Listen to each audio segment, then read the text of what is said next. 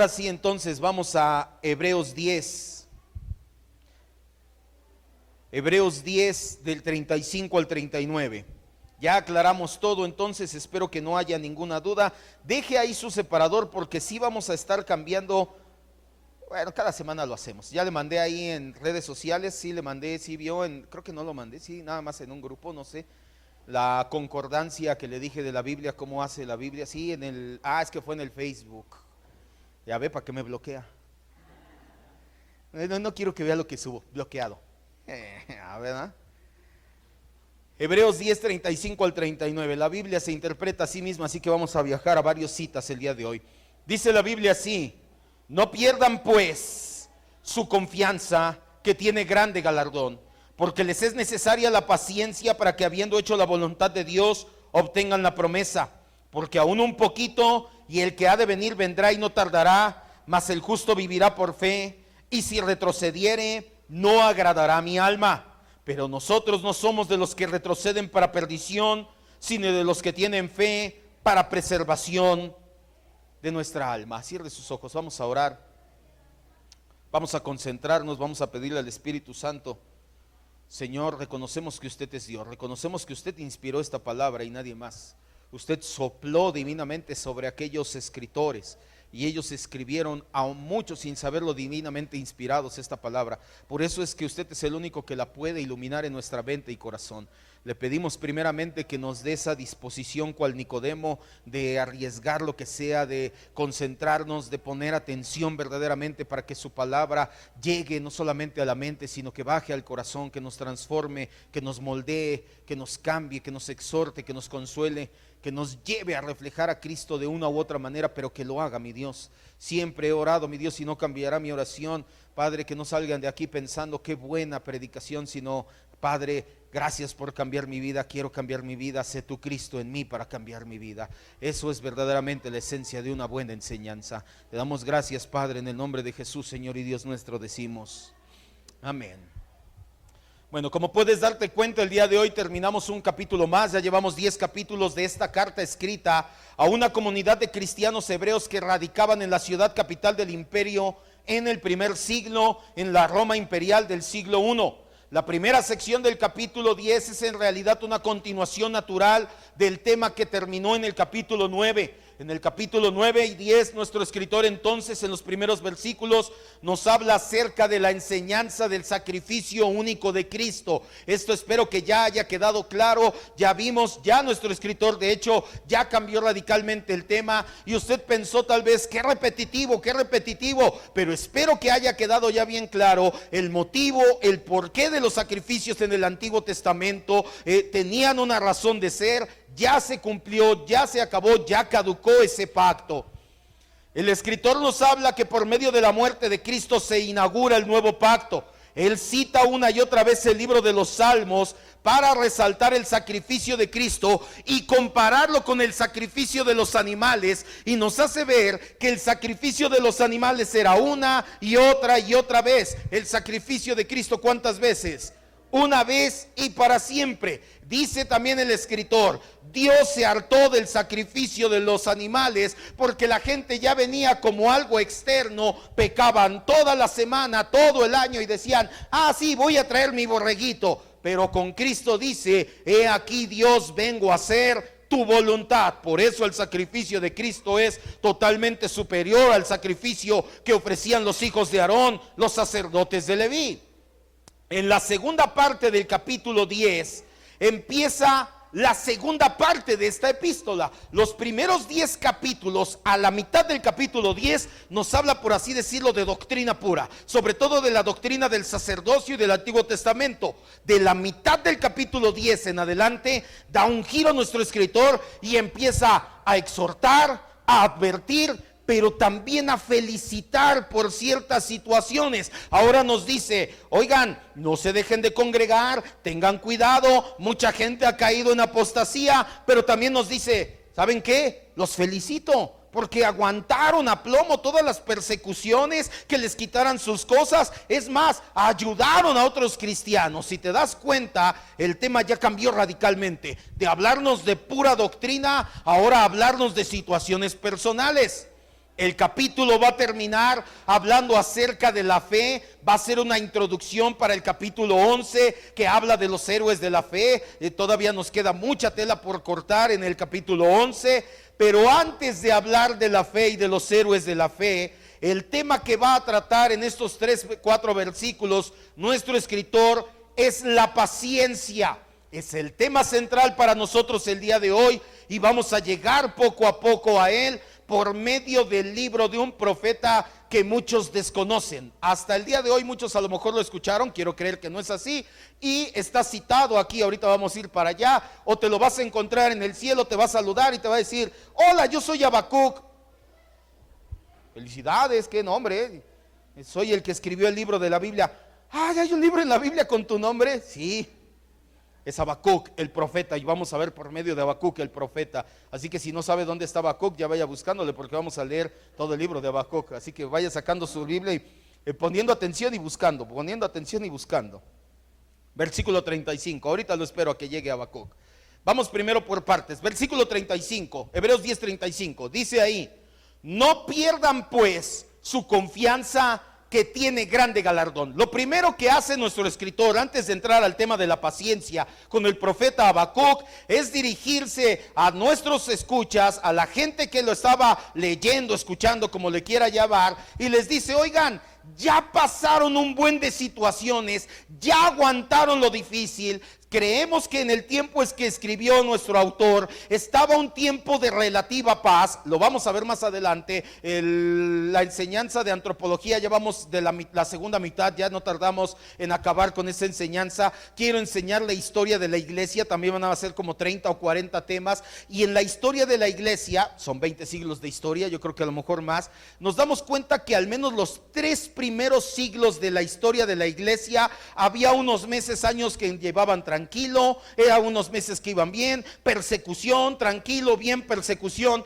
hasta que en el año 324, si mal no recuerdo, Constantino firma el edicto de Milán. ¿Qué es el edicto de Milán? Cuando dijeron: a partir de ahora el cristianismo es tolerado como una de más de las religiones oficiales del Imperio Romano. A partir del edicto de Milán en el año 300 para adelante, el cristianismo ya se la llevó más tranquila.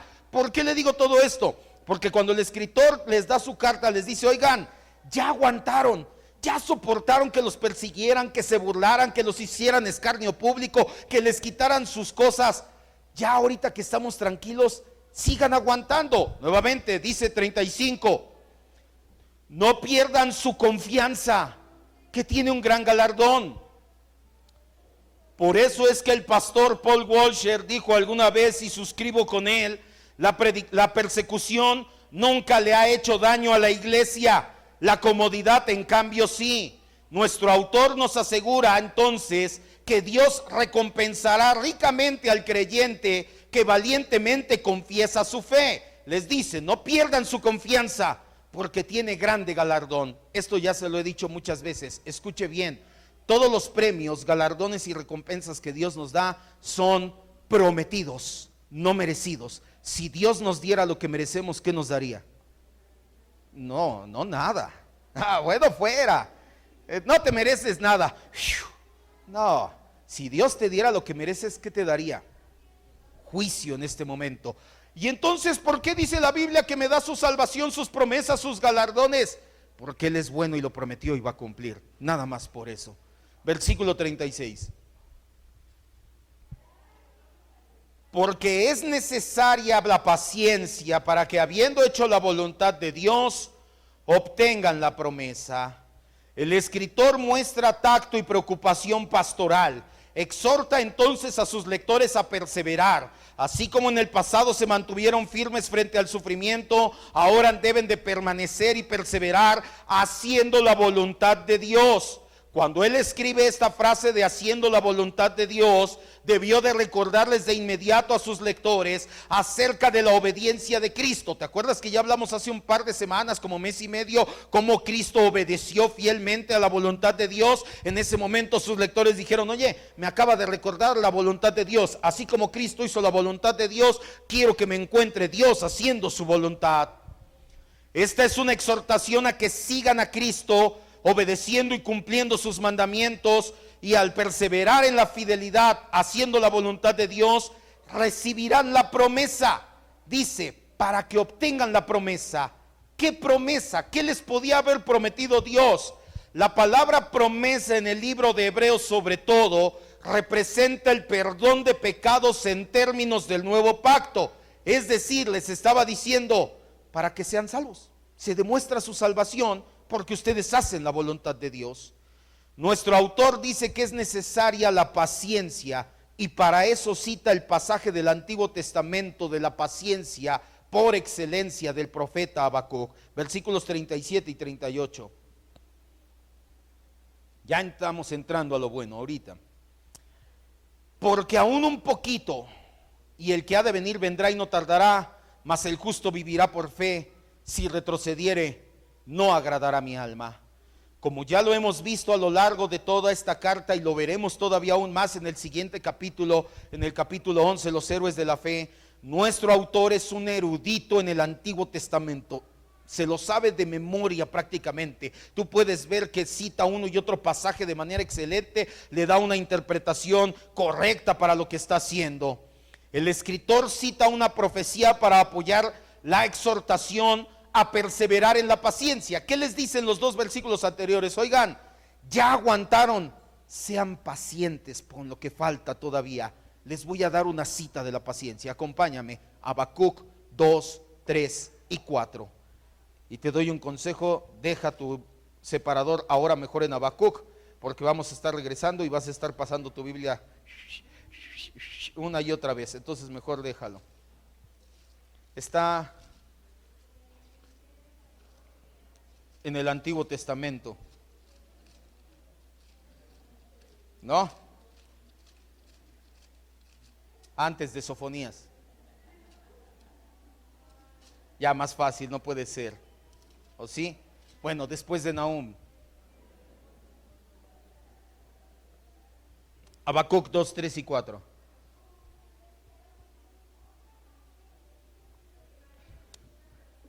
El escritor de Hebreos ha tomado una cita de la profecía de Habacuc y le ha dado una interpretación decididamente mesiánica.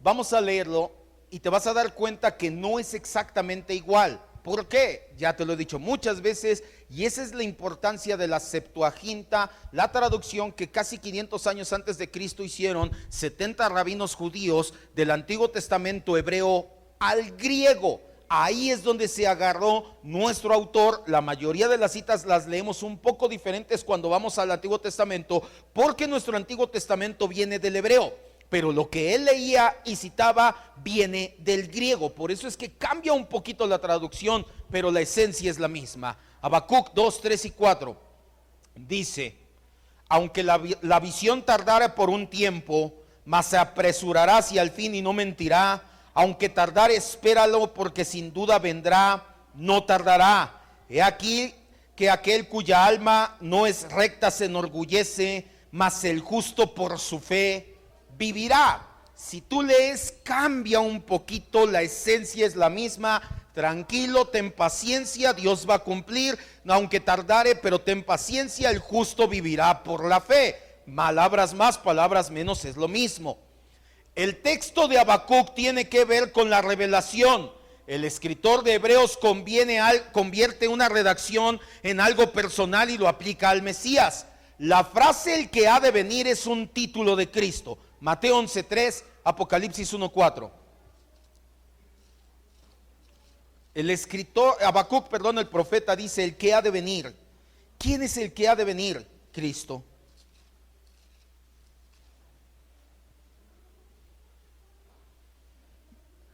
Por eso, y te lo dije muchas veces, sobre todo en escatología, que es donde más problemas hay con ese tipo de interpretación errada, por eso es que el Nuevo Testamento debe de iluminar el Antiguo Testamento, no al revés. Porque si tú tomas las profecías del Antiguo Testamento y las quieres, del Antiguo, y las quieres interpretar a la luz del Nuevo Testamento, vas a caer en una falacia, como ahí dice en el libro de Isaías 50 y algo, que el lobo y el cordero y el león van a vivir juntos. Es decir, que llegará el tiempo en que no habrá zoológicos y un lobo y un cordero van a poder estar ahí echaditos juntos.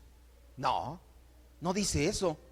Tenés que ir al Nuevo Testamento y traer la luz del Nuevo Testamento, iluminar, y te darás cuenta que habla que habrá grandes periodos de paz entre uno y otro tipo de naciones. Así sea una nación bélica, un lobo, y una nación pacifista, un cordero, van a poder vivir juntos y van a poder tener grandes periodos de paz. Esa es la correcta interpretación. Eso es lo que hacían los escritores del Nuevo Testamento. Mateo 11:3, ¿ya lo tienes? Enviaron entonces a preguntarle a Jesús: ¿eres tú aquel que? No creas que nada más era así como una forma de, ¿eres tú el que había de venir o qué? No, era un título. Ellos sabían que el profeta Habacuc había hablado del que había de venir, es decir, ¿quién? El Mesías prometido. No es la única vez. Apocalipsis 1:4, porque un texto no hace doctrina. Está el texto paralelo en Lucas 7:20, pero bueno, Apocalipsis 1:4, Apocalipsis 1:8 y Apocalipsis 4:8. Apocalipsis 1:4, ya lo tienes. Dice: Juan a las 7 iglesias que están en Asia, gracia, paz y a ustedes, del que es, el que era y qué más. Cuando dice el que ha de venir, no es de, entonces Cristo todavía no venía. Está hablándote del título mesiánico de Habacuc. Apocalipsis 1:8. Yo soy el alfa y omega, el principio y el fin, dice el Señor, el que es, el que era y el que ha de venir. Apocalipsis 4:8.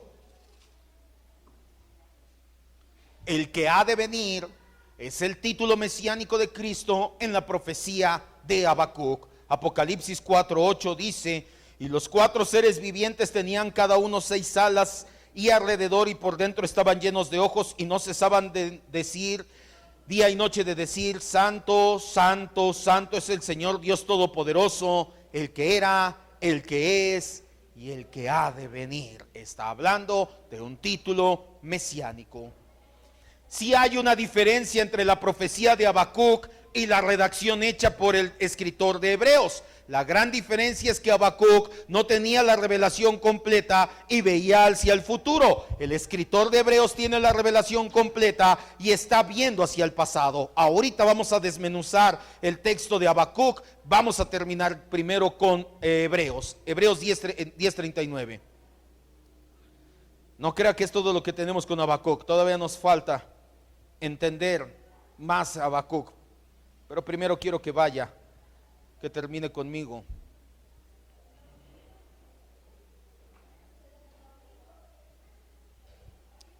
Pero nosotros no somos de los que retroceden para perdición, sino de los que tienen fe para preservación del alma. Como en tantos pasajes el escritor se identifica con los lectores. Ya te lo dije una y otra vez. No dice, pero ustedes. Nuevamente escribe en plural y dice que nosotros. Se incluye con el pueblo y dice, nosotros no somos de ese tipo de personas. Él divide a la iglesia en 2 tipos de personas: los que retroceden y los que creen. El primer grupo, el que retrocede, va a perecer, pero el segundo grupo, el que permanece, va a ser salvo. Así que este pastor escritor alienta al pueblo, les da palabras de consuelo y de certeza. Les dice: nosotros somos el pueblo que cree y somos salvos. Conoce a la gente que está leyendo su carta, por eso lo dice con toda seguridad. Yo los conozco, no somos de los que nos echamos para atrás, somos de los que creemos, de los que permanecemos y de los que vamos a ser salvos. Como ya te dije al inicio, en este versículo del final del capítulo 10, el escritor introduce el concepto de la fe. Él está preparando el ambiente porque en el siguiente capítulo va a ser una larga disertación acerca de la fe que ha recorrido desde Abel hasta los profetas. Pero el punto central al que queremos llegar el día de hoy no es la fe. Para eso tenemos muchas semanas, primero Dios. El punto al que quiero que nos adentremos ya a partir de ahora es la paciencia y el modo en que se relaciona con el pasaje de Habacuc con este importante tema en la vida del creyente. La palabra paciencia que utiliza nuestro escritor en su etimología griega es hupomone, que significa tolerancia, resistencia, perseverancia. La paciencia es descrita como grandeza y constancia de ánimo en las adversidades. Y siempre le he enseñado, quiero que levante su mirada, deje de distraerse y entienda. Mucha gente ya lo ha escuchado de mis labios esto muchas veces, vuélvalo a escuchar porque siempre lo he enseñado. La paciencia no tiene que ver con cuánto tiempo vas a esperar, sino la manera en que espera tu corazón. Una persona puede estar esperando 1 año, 2 años, 5 años, una promesa, una situación de Dios y estar, ya, híjole, no, Dios, Y una persona puede estar esperando 15 días, Señor, tú tienes el control, gracias, yo confío en ti. Y mucha gente piensa, oh, este de acá es más paciente porque esperó 1, 2, 3 años. No es cierto, la paciencia no tiene que ver con cuánto tiempo esperas, sino cómo está tu corazón en el tiempo en que estás esperando que la promesa de Dios se cumpla. Es una situación que mucha gente no entiende. No, yo soy bien paciente porque llevo 5 años esperando. ¿Y cómo has esperado esos 5 años? Diciendo, Señor, gracias, o diciendo, ¿por qué?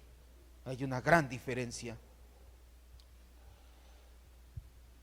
Y ya que estamos hablando de esperar en Dios, estoy seguro que al igual que yo en algún momento te has hecho una pregunta, porque de aquí viene todo el tema de Habacuc. ¿Por qué hay personas impías que no esperan en Dios, pero que son prosperadas? Estamos hablando de la paciencia y Habacuc habla de la paciencia, pero Habacuc comienza su libro y ahorita vamos para allá hablando acerca diciendo, oye, esas personas son impías, no aman a Dios, no tienen tantita paciencia, no esperan en Él y mira cómo les va bien. Y yo que digo, Señor, hágase tu voluntad, estoy en tus manos, mira cómo me va. ¿No te has preguntado, al igual que yo lo hice algún momento de mi vida, bueno, ¿por qué Él le va bien si no es, y yo por qué si... No, entonces acabamos, vamos a orar.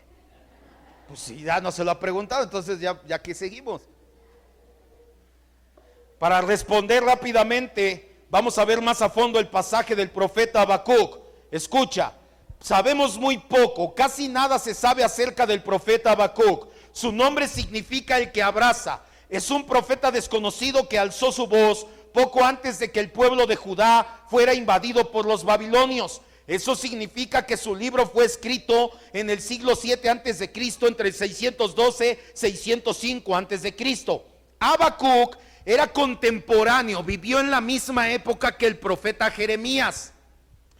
Cuando tú lees el libro de Habacuc, es un libro profundamente apasionado. Es un profeta sin pelos en la lengua y te lo he dicho muchas veces, tú puedes decirle todo completamente a Dios, obviamente sin caer en groserías, en ser grotesco, pero puedes desnudar tu corazón con Dios y el profeta Habacuc lo hace. Comienza su libro diciendo, Dios, ¿por qué? ¿Por qué a él le va bien si no te busca y a mí me va así? Escribe con muchas emociones fuertes su libro, al grado de que casi le reclama a Dios en el capítulo 1. Él hace la pregunta definitiva que muchos nos hemos hecho varias veces. ¿Por qué Dios no castigas a ese que hace el mal? Y al contrario, hasta parece que le va bien. Habacuc 1 del 1 al 4. Por eso, porque ¿qué tiene que ver con esto? Porque el profeta a Dios le dice, tranquilo Habacuc, paciente, pero castígalo Dios. Habacuc, tranquilo. Para los que están, ya Dios, ya. Dios te dice, tranquilo, espera en Dios. Esperar en Cristo no es fácil, pero es lo más seguro, siempre. Habacuc 1 del 1 al 4. Ve cómo el profeta Habacuc casi le está reclamando a Dios. La profecía que vino del profeta Habacuc. Y Habacuc ni siquiera dice, oh Señor grande de los cielos, Jehová que da. De inmediato Habacuc llega y le dice, Señor, ¿hasta cuándo, Señor, clamaré y no oirás? Daré voces a ti a causa de la violencia y no salvarás. ¿Por qué me haces ver iniquidad y me haces que vea molestia? Destrucción y violencia están delante de mí, pleito y contienda se levantan, por lo cual, y acuérdate de esta frase, la ley es debilitada y el juicio no sale según la verdad. Por cuanto el impío asedia al justo, por eso sale torcida la justicia. Dios, ve cómo está la situación. esa persona es mala, está oprimiendo a ese que sí es bueno, y prospera el malo y me haces ver lo malo y tú no haces nada. ¿Hasta cuándo, Dios? Le está reclamando a Dios directamente y lo dejó plasmado en un libro. Ni siquiera empieza diciendo Padre bendito, nada. Habacuc estaba enojado porque la situación en su nación era deplorable. La frase la ley se debilita significa que no había autoridad frente a tantos abusos. Había abuso aquí, le robaban acá, hacían tranzas allá. ¿Y qué pasaba? El gobierno se hacía ciego. No pasa nada. Recibían sobornos y la ley no valía nada ya en el país. Abusos, injusticias sociales. Estas injusticias fueron consecuencia de que el pueblo se apartó de la ley de Dios. La sociedad en el contexto del libro, lo sabemos, no que no sabemos nada de Habacuc, pero de Jeremías sí, y Jeremías escribe parte de la historia de Israel. La sociedad cuando Habacuc escribió estaba en una desigualdad muy marcada. Los que tenían más oprimían a los que tenían menos, y para colmo se refugiaban en una falsa religiosidad. Eran personas malas, transeaban a los que no tenían, pero eso sí, levantaban sus manos y decían: templo de Jehová, templo de Jehová, templo de Jehová es este. A mí nunca me va a ir mal porque tenemos el templo de Jehová aquí. ¿Cómo crees que tenía eso a las personas como Habacuc, que veían la ley de Dios pisoteada? Hasta aquí. Y en lugar de Habacuc decir la gente, ¿a quién le reclamó Habacuc? Tremendo Habacuc. Así que cuando lo veas en el cielo lo saludas y le dices: respetos, mis respetos, Habacuc.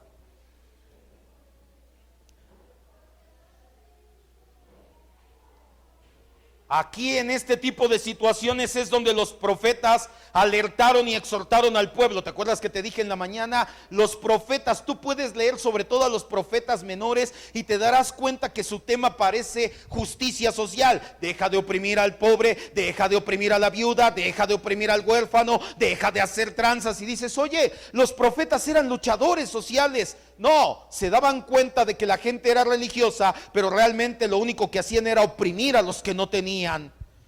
A pesar de que los profetas los amonestaban una y otra vez, la gente no se volvía a Dios, y lo peor, parecía que le seguía yendo bien.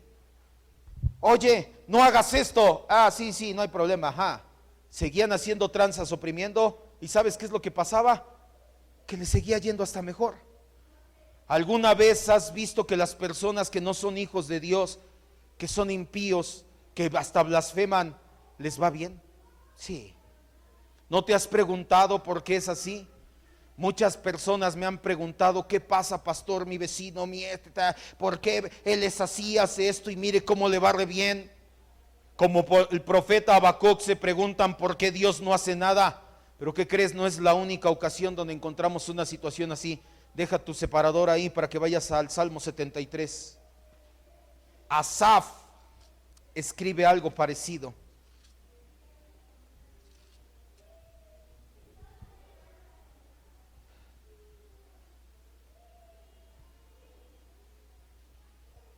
Así me decía, ¿dónde está? Así me decía el pastor Miguel cuando llegué a la iglesia. Asaf. ¿Cómo te llamas? Olaf. Ah, pásale, Asaf. Olaf. ¿Dónde está el hermano Asaf? Ah, ya dígame como quiera ya. Ah, pásale, Olaf. Así me decía Asaf. Salmo 73 del 1 al 9. Asaf le hace la misma tipo de preguntas. Ciertamente es bueno Dios para con su pueblo, con Israel, para con los limpios de corazón. Él sí comienza reconociendo, él dice: oye, Dios es bueno, Dios es bueno con la gente buena. En cuanto a mí, yo a título personal, dice Asaf, casi se deslizaron mis pies, casi resbalo y me caigo, no literal, sino metafóricamente. Por poco resbalaron mis pasos, porque tuve envidia de los arrogantes viendo la prosperidad de los impíos, porque no tienen congoja por su muerte, pues su vigor está entero. No pasan trabajo como los otros mortales, ni son azotados como los demás hombres. Por tanto, la soberbia los corona, se cubren de vestido de violencia, los ojos se les saltan de gordura, logran con creces los antojos de su corazón. Describe metafórica y literalmente, dice, oye, son personas malvadas, pero mira cómo les va re bien. Verso 8, seguimos. No, 7.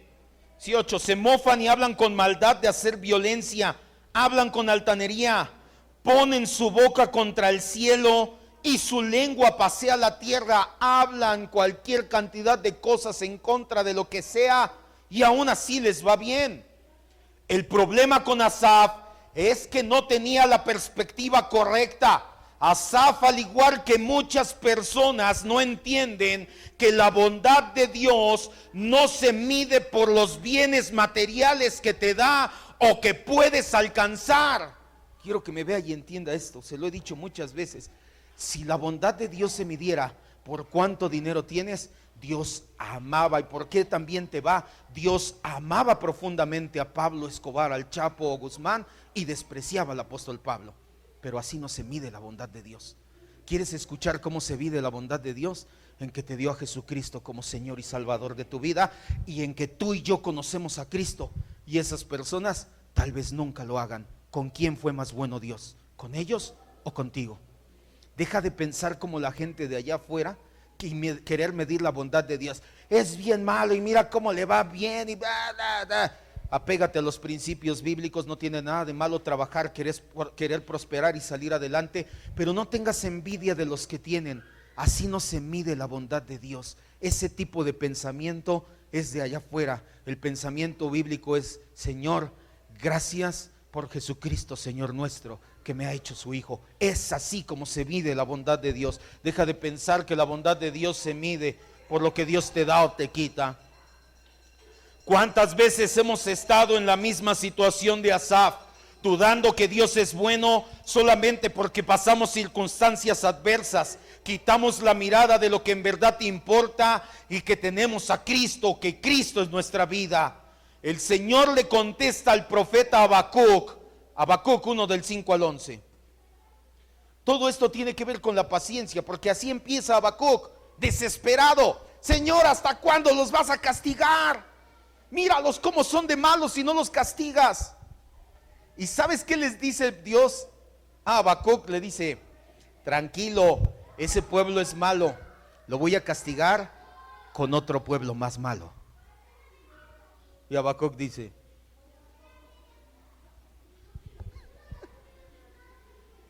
se empezó a deschavetar el pobre Habacuc.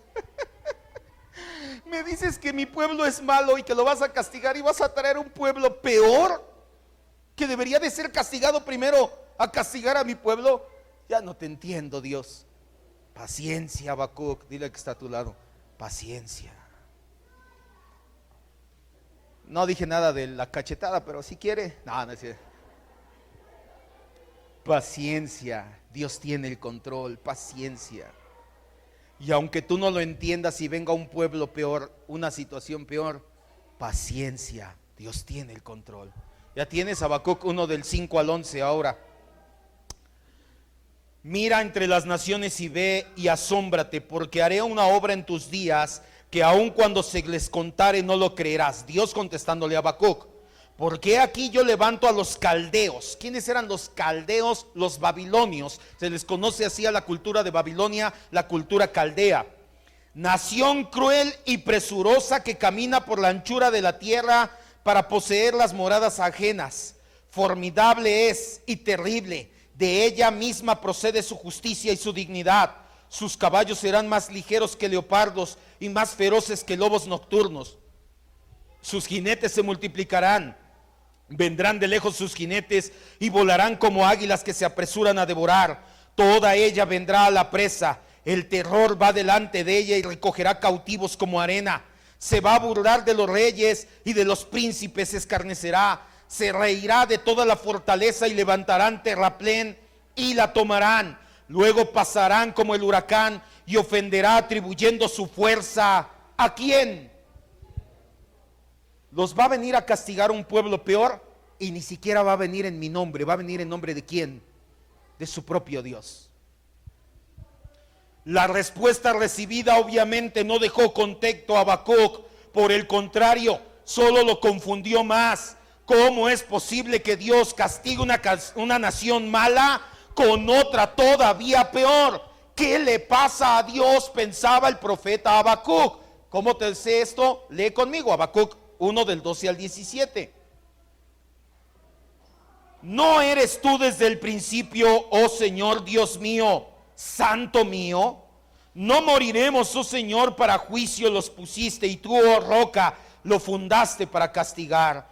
Muy limpio eres de ojos para ver el mal, ni puedes ver el agravio, porque ves a los menospreciadores y callas cuando destruye el impío al más justo que él, y haces que sean los hombres como los peces del mar, como reptiles que no tienen quien los gobierne. Sacará a todos con anzuelo y los recogerá con su red, los juntará en sus mallas, por lo cual se alegrará y se regocijará.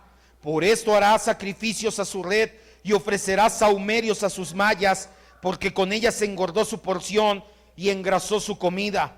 Vaciará por eso su red y no tendrá piedad de aniquilar naciones continuamente. ¿Qué es lo que estaba haciendo el profeta Habacuc? Habacuc estaba profundamente angustiado. Su miseria fue provocada por el espectáculo de la amenaza de que una nación pagana, Babilonia, iba a llegar contra Judá. Para este profeta era impensable que Dios usara una nación mala para castigar a su propio pueblo. Por eso es que le dice: Señor, ¿no eres santo de ojos? Tus ojos no pueden ver lo malo. ¿Y cómo me dices que tú, siendo tan santo, vas a tomar a este pueblo malo para castigar a este pueblo? No te entiendo, Dios. No entiendo lo que vas a hacer. Habacuc 2:1. Y aquí empieza el meollo de la paciencia. Concéntrese, no se distraiga. Sobre mi guarda estaré y sobre la fortaleza afirmaré el pie, y velaré para ver lo que se me dirá y qué he de responder tocante a mi queja. El profeta protestó ante Dios y le dice, una traducción más entendible sería: voy a hacer algo, Dios, voy a tomar oficio de vigilante, me voy a subir a la torre de vigilancia y ahí voy a estar esperando hasta ver qué es lo que vas a hacer. Tú dices que vas a hacer algo, yo no entiendo lo que vas a hacer, pero vamos a hacer algo. Me ofrecen un trabajo, que me cuide yo esa torre, que me suba a la torre y que vigile. Lo voy a hacer en lo que espero, Señor. El vigilante, la torre de vigilancia, son metáforas que a menudo utilizaban los profetas para expresar expectativa. ¿Has leído en los libros de los profetas el centinela, el vigilante, etcétera? Están hablando acerca de: vamos a esperar a ver qué pasa. Estamos a la expectativa. ¿Qué Dios va a hacer o qué va a decir? En este pasaje expresa una actitud de que va a esperar pacientemente Habacuc la respuesta de Dios a sus preguntas. El profeta, aquí escucha bien, no se cruzó de brazos, no se fue a su casa a esperar sin hacer nada hasta que Dios hablara. Por el contrario, tomó el oficio de vigilante. Si crees que la paciencia es no hacer nada mientras esperas, la estás confundiendo con resignación y con conformismo. El conformismo y la resignación son una postura de derrota y te empuja a aceptar el fracaso como norma. Mucha gente dice: ¿para qué trabajo? ¿Para qué busco trabajo si Dios me quiere pobre? Eso es conformismo. ¿Para qué me trato? ¿Para qué me cuido si Dios me quiere enfermo? ¿Para qué trato a mi familia de amar si mi familia no cambia y no me ama? El punto es que la gente que dice ¿para qué?, si de todos modos, es la gente que no tiene paciencia, es la gente que es conformista y que se ha resignado al mal. Los hijos de Dios tenemos contentamiento. El contentamiento es: Señor, no tengo todo lo que quisiera, pero estoy agradecido con lo que has puesto en mis manos. Primera de Timoteo 6, del 6 al 10. Deje ahí su libro, en el libro de Habacuc. Primera de Timoteo 6, del 6 al 10.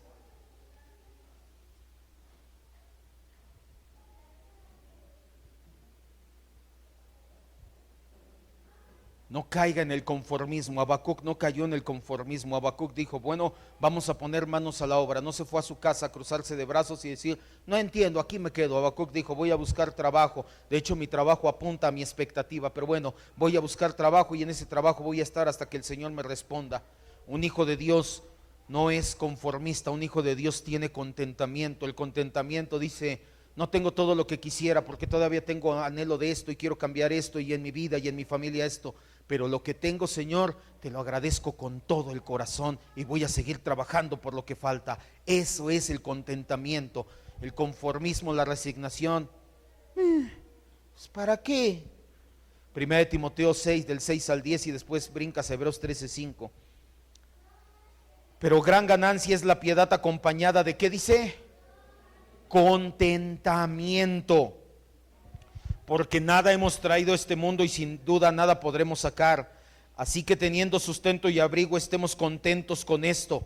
Porque los que quieren enriquecerse caen en tentación y lazo y en muchas codicias necias y que les hacen daño, que hunden a los hombres en destrucción y perdición. Porque raíz de todos los males es amor al dinero, el cual codiciando algunos se extraviaron de la fe y tuvieron que pasar por muchos dolores. Hebreos 13:5.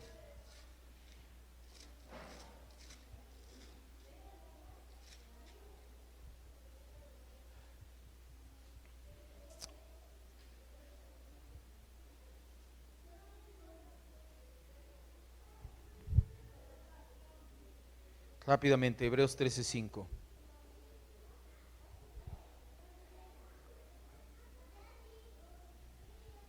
Sean sus costumbres sin avaricias. Y después, ¿qué dice nuestro escritor? Contentos con lo que tienen ahora. No les dice confórmate, dice ten contentamiento. Podrías estar peor. Hay gente peor que tú, mucho peor. Ahora no te estoy diciendo que no hagas nada por salir de ahí, pero agradece a Dios que hay gente peor, que tú no eres ellos y que tienes manos, pies, intelecto para seguir y salir adelante. La paciencia mientras esperamos en Dios es seguir adelante con nuestras vidas de manera normal. Sigue yendo a la escuela, sigue yendo a tu trabajo, sigue con tu vida en familia, sigue tu vida de manera normal, sabiendo que Dios tiene el control, que nunca va a llegar tarde, que no se ha olvidado de ti y que llegará en el tiempo perfecto. Habacuc lo hizo. Habacuc siguió su vida normalmente, consiguió un trabajo de vigilante y esperó que Dios le diera la respuesta, y Dios le da la respuesta en Habacuc 2 del 1 al 4. Vamos a leerla.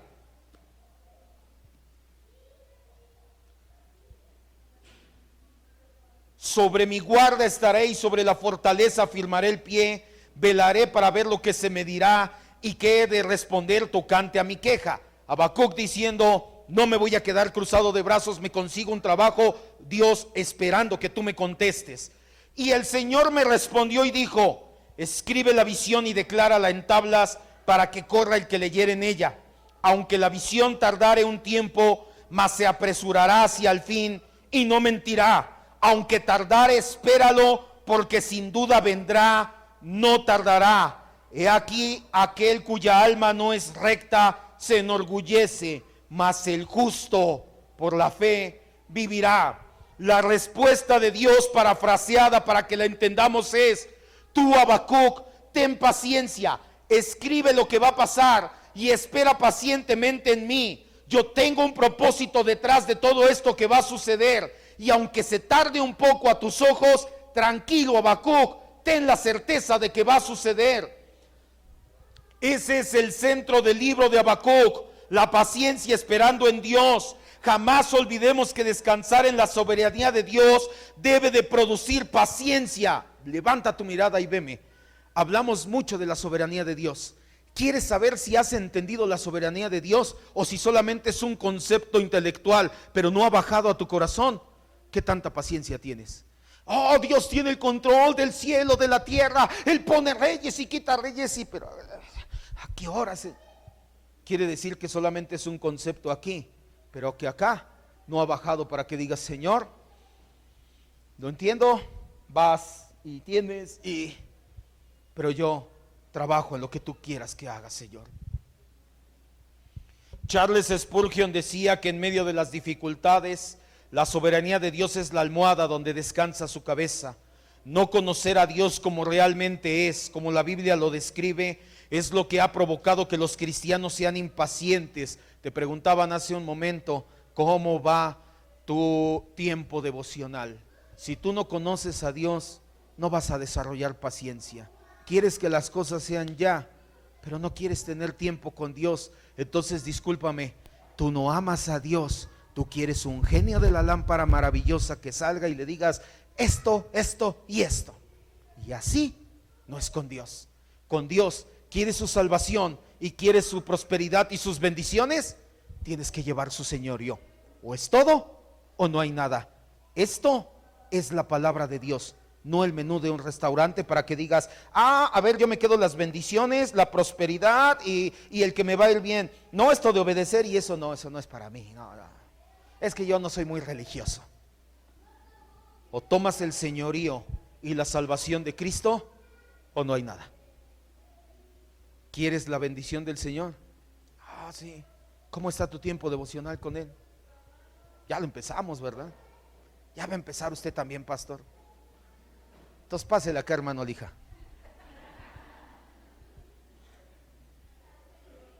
¿Cómo quieres desarrollar paciencia? Te lo digo en las mañanas cuando vamos a adorar. Nos vamos a pasar una eternidad adorando al Creador del cielo y de la tierra, y 30 minutos aquí. Mira quién llegó. ¿Así te vas a pasar una eternidad en el cielo? No es regaño, pero ya que salió.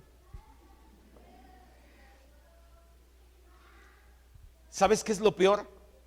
Que la gente que desconoce quién es Dios llega al grado en la mayoría de las iglesias que lamentablemente se dicen cristianas hoy en día, por la gracia de Dios, ya no es así, porque antes de ser remanente escogido lo hacíamos, lamentablemente, aunque no tanto, lo digo con sinceridad, de querer ordenarle a Dios para que cambie las circunstancias. Muchas iglesias y muchos cristianos creen que pueden decretar, ahora declaramos sanidad y no aceptamos un no por respuesta. ¿Quién te crees tú para darle órdenes a Dios? Pastor, pero Habacuc, Habacuc descubrió su corazón ante Dios y le dijo, Señor, ¿hasta cuándo que no entiendo? Lee el libro de Habacuc completo en otra versión más entendible si quieres, porque aquí a lo mejor te marea un poquito, y dime dónde Habacuc le dice, no, Señor, no lo hagas así, hazlo así. ¿Sí lo hace? ¿Quiénes nos creemos para darle órdenes a Dios? Quieres declarar, decretar, establecer y cualquier infinidad de nombres le han puesto. Olvidan que el que manda en el universo y tiene todo completamente planeado para su propia gloria es Dios. Escúchalo. Dios tiene un plan perfecto para toda su creación, y ese plan es que Él sea glorificado, no que nos vaya bonito. ¿Quieres un Dios que te vaya bonito? Decía C.S. Lewis, no te recomiendo el cristianismo. ¿Quieres un Dios que te haga sentir bonito? Te recomiendo una botella de Oporto, de brandy. Aquí no venimos a sentirnos bonito ni sentirnos bien. El tiempo de la alabanza y de la adoración, otra vez, pastor, sí, otra vez. No es para que digas, Señor, y tú has visto cómo me va mal, por favor, que me saque los melates. El tiempo de la alabanza y de la adoración es para que le digas, Señor, tú mereces toda gloria, honra y alabanza. Yo no debería de estar aquí porque soy pecador, y mira, me tienes en tu casa, gracias Dios. No para que le estés pidiendo. Ignorar que Dios es soberano es lo que vuelve impaciente a la gente y herética. No son pocos los que le quieren dar crédito hasta al diablo, reclamándole por las cosas malas que suceden en su vida. Hace años leía un supuesto apóstol, profeta, y yo creo que ahora ya tiene mucho que me desligué de él. Fui limpiando mis redes sociales de ese tipo de contactos, pero a lo mejor ahorita ya es arcángel o querubín o ve tú a saber qué, porque los títulos les quedan cortos. Pero casi al principio de cuando nos deslindamos de ese tipo de movimientos, leo su muro y se descompuso su coche, y le dice al diablo, diablo, eres malo, descompusiste mi coche, pero yo tengo la gloria y tú no. Yo no tengo nada que reclamarle al diablo cuando algo va bien o mal en mi vida, Toda mi vida está en manos del Señor Jesucristo. Así que no caigas en herejías de pensar, no, de seguro el diablo ya metió su cola. Decía un hermano, ¿va? Es que el diablo mete su cola. ¿Acaso pasará algo en el mundo sin que Dios tenga todo bajo control? ¿Acaso el diablo gobierna sus vidas o hace algo sin el permiso de Dios? Jamás ha sido así. Ya no vayas por cuestión de tiempo. Dios utiliza al diablo en la vida de Job para pulir la vida y el corazón de Job. Dios utiliza al diablo en la vida del Señor Jesucristo. Entra en el corazón de Judas. Judas traiciona con un beso en la mejilla a Jesús. ¿Y cuál fue el resultado? Nuestra salvación. Así que el diablo es un peón que Dios maneja a su antojo, aunque el diablo diga que no y pegue de gritos y de berrinches. Por eso es que un cristiano verdadero no tiene nada que quitarle, ni gritarle, ni arrebatarle al diablo. Ponte sobre tus pies y acompáñame al Salmo 73 nuevamente, y deja ahí en Habacuc,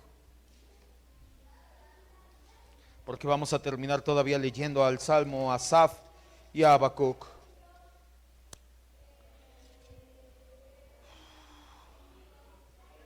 La última parte de la respuesta de Dios al profeta Habacuc es: el justo por la fe vivirá.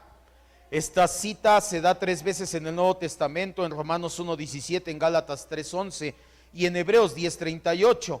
Las 3 veces dice: el justo por la fe vivirá, pero en el contexto del profeta Habacuc se refiere que aquellos que tengan confianza en Dios, en sus promesas, van a ver el cumplimiento de la promesa que hizo Dios. Tú ten paciencia, confía en Dios y sigue tu vida confiando en Dios. Si vemos al salmista Asaf en los últimos versículos del Salmo, Salmo 73, 21 al 28, cambió su actitud, no porque cambiaran sus circunstancias, sino porque entendió quién es Dios. Salmo 73, 21 en adelante dice: se llenó de amargura mi alma y en mi corazón sentía punzadas. Él sigue hablando de que le iba bien a los malvados y eso hacía que se sintiera con coraje. Tan torpe era yo, aquí empieza a reconocer que no entendía. Bueno, era yo como una bestia delante de ti. Con todo yo siempre estuve contigo. Reconozco, Dios, que no dejaste que cayera. Me tomaste de la mano derecha, me has guiado según tu consejo y después me recibirás en gloria. ¿A quién tengo yo en los cielos sino a ti? Le voy a mandar un canto junto con esta enseñanza que cita esta porción. Es del hermano Edgar Rocha. Está muy bueno ese canto, porque fuera de ti nada deseo en la tierra. Le dice el salmista: mi carne y mi corazón desfallecen, mas la roca de mi corazón y mi porción es Dios para siempre. Porque aquí los que se alejan de ti perecerán. Tú destruirás a todo aquel que de ti se aparta. Pero en cuanto a mí, el acercarme a Dios es el bien. He puesto en Jehová el Señor mi esperanza para contar todas tus obras. Cierre sus ojos. Yo ahorita le leo la última cita de Habacuc. Cierre sus ojos. Quiero que entienda que las circunstancias en la vida de Habacuc, de Asaf, no habían cambiado. Los impíos seguían siendo prosperados. La gente malvada le seguía yendo bien y la gente buena seguía teniendo problemas. Las circunstancias no habían cambiado. Lo que pasó es que aprendió Asaf a conocer íntimamente a Dios. Y muchas veces la situación en la que estamos pasando, Dios no es que no haga nada, la sigue permitiendo y dejando, porque su propósito no es que cambien las cosas. Su propósito es que tu corazón y mi corazón sean moldeados. Señor, ¿hasta cuándo? Como Habacuc, te voy a orar. ¿Hasta cuándo? Te voy a responder a nombre de Dios: hasta que tu corazón sea moldeado a la imagen de Cristo, hijo e hija mía. Hasta entonces vas a seguir en medio de esta situación. Y sabes, cuando tu corazón sea moldeado, la situación no va a cambiar ni un poquito. Va a seguir igual. Es más, hasta va a empeorar algunas veces. Pero como tu corazón ya cambió, tú vas a levantar tus ojos al cielo y vas a decir: ¿a quién tengo yo en los cielos? Fuera de ti nada deseo en la tierra, Señor. Ya entendí. La situación puede estar como sea, mi corazón está contigo, Señor. El profeta Habacuc pasó algo parecido que Asaf el salmista. Se dio cuenta que los babilonios, a pesar de ser codiciosos, crueles e idólatras, Dios en su momento también les daría su justo pago. Así que el profeta empieza a conocer íntimamente al Dios soberano y expresa uno de los pasajes más bellos del Antiguo Testamento. Escucha, te lo voy a leer. Esto viene en Habacuc 3:16 al 19. Es una oración, un cántico de Habacuc que termina diciendo: oí y se conmovieron mis entrañas, a la voz temblaron mis labios, pudrición entró en mis huesos y dentro de mí me estremecí. Si bien estaré quieto en el día de la angustia, cuando suba al pueblo el que lo invadirá con sus tropas. Y aquí dice lo bueno: oh Señor, tú vas a invadir, vas a hacer lo que quieras, confío en ti. Y Habacuc termina diciendo: aunque la higuera no florezca, ni en la vid haya fruto, aunque falte el producto del olivo y los labrados no den mantenimiento, y las ovejas sean quitadas de la majada y no haya más vacas en los corrales, con todo yo me alegraré en Dios y me gozaré en el Señor de mi salvación. Jehová es el Señor, Él es mi fortaleza, Él hace mis pies como ciervas y en mis alturas me hace andar. ¿Qué termina diciendo el profeta Habacuc? No me importa que la situación no cambie, es más, no me importa que la situación empeore, mi corazón está con el Señor, ahí quiero estar. Eso es paciencia. No es cuánto tiempo esperas, sino la manera en que lo haces. Cierre sus ojos, vamos a orar. La situación no cambió para Asaf, la situación no cambió para Habacuc. Lo que cambió fue sus corazones. Tal vez Dios no quiera que cambie la situación todavía en tu vida. Ya te lo dije la semana pasada o antepasada. No se deleita en nuestro dolor, pero lo utiliza para moldearnos. Y Él sabe perfectamente cuánto tiempo es el justo y necesario que pasemos ciertas situaciones. Y te lo dije ya también, muchas veces son consecuencia de nuestras malas decisiones. Pero aún así Dios utiliza ese dolor para transformar nuestro corazón. Y te lo dije la semana pasada, no dejes que sea dolor innecesario, ten paciencia y confía en Dios. El justo por la fe vivirá. Ten confianza en que Dios hará y sigue tu vida de manera normal. Es lo que dice el profeta Habacuc. No te desesperes, no abandones el proceso, no tires todo por la borda, no reniegues de Dios, no le des la espalda. Es más, consíguete un trabajo, una vida normal. Estoy parafraseando al tomar el trabajo de vigía. Sigue tu vida de manera normal, ten intimidad con Dios, conoce a Jesucristo y te darás cuenta que más pronto de lo que te imaginas, la situación no solamente no cambiará, puede empeorar, pero tu corazón ya cambió y dirás: Señor, no importa que no dé flores la planta, no importa que no haya higos, no importa que no haya uvas, no importa que no haya olivo, bueno, no importa que pase un perro y me orine, no me importa nada, Señor. Te tengo a ti, me sobra todo, tengo lo necesario. Cuando tú empieces a pensar de esa manera y a reconocer de esa manera, entonces ahora sí la paciencia ya llegó a tu vida y entonces ahora sí tu corazón ya empezó a ser transformado. Pero mientras sigas como Habacuc, ¿hasta cuándo, Señor? Todavía eres un inmaduro, impaciente.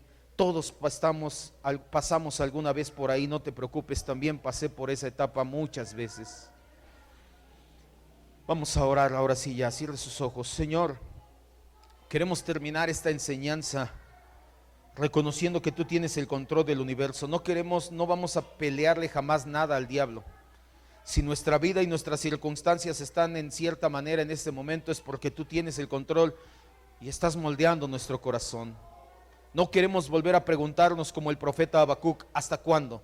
No queremos preguntarnos como el salmista Asaf, ¿por qué a ellos les va mejor?